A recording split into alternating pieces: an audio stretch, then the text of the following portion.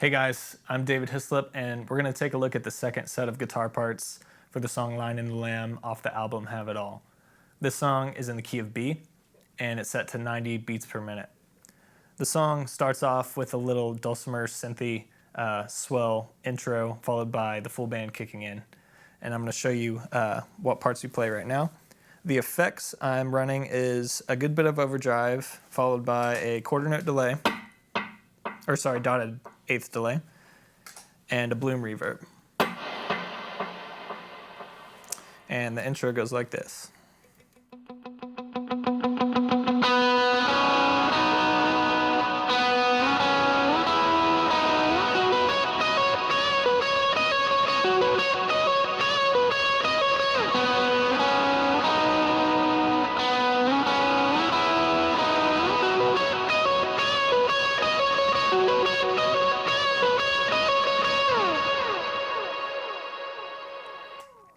All right, so what's going on there is basically just a simple 3-note walk-up on the G string with a droning B string open.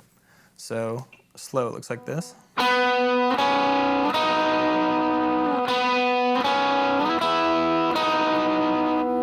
And then from there, it jumps into a little faster lick starting on the 16th fret of the G string, and I'll play it slow for you.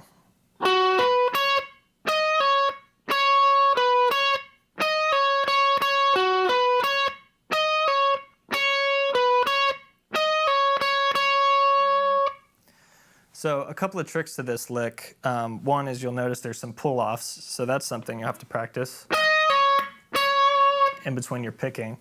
And another thing you want to make sure to do is that you're not playing all the notes at the same time. You kind of want to separate them to bring some definition to the lick. But just take your time with it, and I'm sure you'll nail it. So the next thing that hits is the verse, and we are completely out for the verse.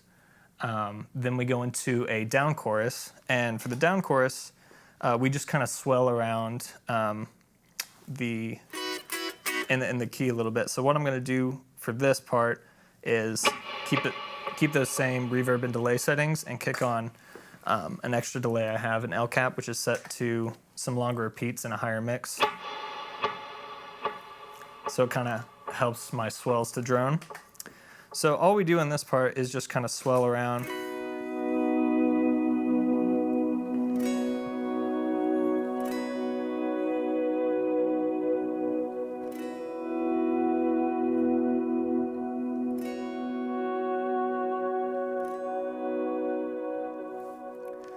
So pretty simple. I'm just using this shape for the 1, that for the 5, that for the 6, 4.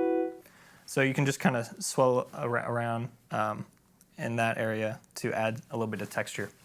So out of that down chorus, it hits a re-intro again, which is the same thing as the first intro. And then from there, we're going to go into a verse. And I will show you what that looks like right now.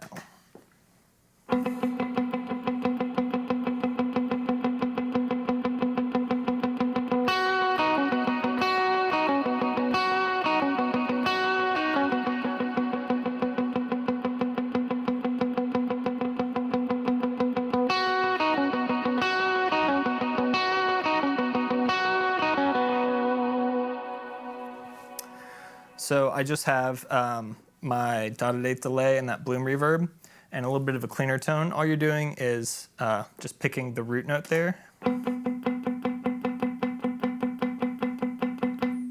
with a little accented walk down.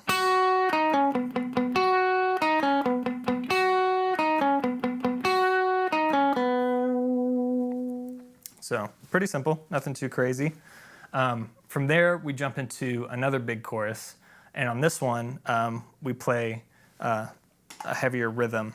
So I will show you what that sounds like right here.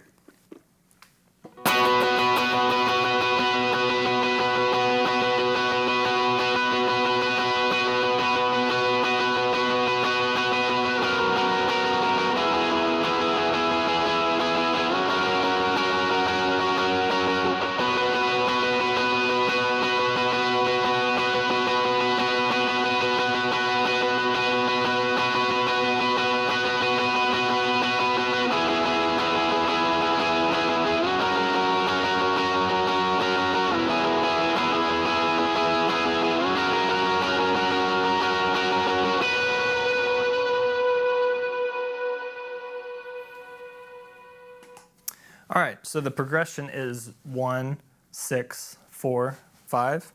And for the 1 and the 6, we're basically just holding this 1 shape the whole time. And then from there, from the 6, it'll hit a passing 5, which is when we do this shape, to the 4, to the 5. And then coming out of the chorus into the bridge, it repeats that 4 and 5 again. And then when it lands on the 2 for the bridge, we just hit that B note 12 on the B string. So from there we go into the bridge, and there'll be a few passes of the vocal, and then when the drums kick in, we're going to kick in with a little line that follows the vocal. So for this part, I'm going to hit in a little bit of a little bit higher mix of delay, same settings, same dotted eighth line, but just slightly more.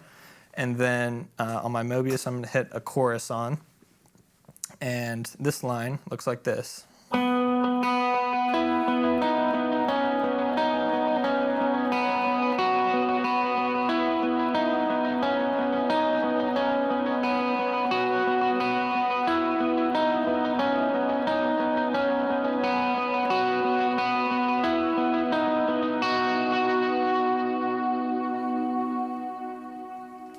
Okay, so basically the idea of this part is just to support the vocal melody and create a little bit of texture. So playing it slow for you, basically we have on the D string, we're playing the 9th fret, and we're going to use the open B. And then on the G string, we're just going to walk the melody with an open B. And then it just alternates picking between the D string and the G string. So I'll show it for you.